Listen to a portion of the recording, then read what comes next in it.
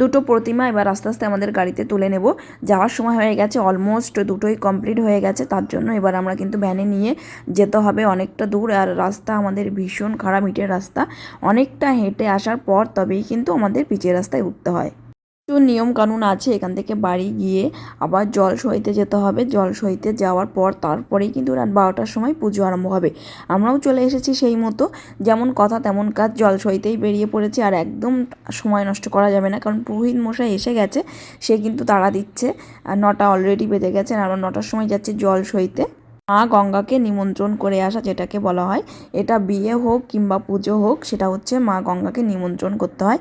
আর একটা কালী পুজো মানেই কিন্তু একটা প্রায় মেয়ের বিয়ের সমান। কিন্তু অনেক রাত, আর এই পুকুর ঘাটটায় কিন্তু কোনো লাইট ছিল না, তার জন্য প্রচণ্ড অন্ধকার, লাইট জ্বেলিয়েই সমস্ত কাজ করা হয়েছে। সেখান থেকে এসে কিন্তু মাকে বরণ করে নিচ্ছি। সো দেখা হবে আবার নেক্সট পার্টে। ফুল ব্লগ কিন্তু চলে এসেছে, তোমরা দেখে নিতে পারো।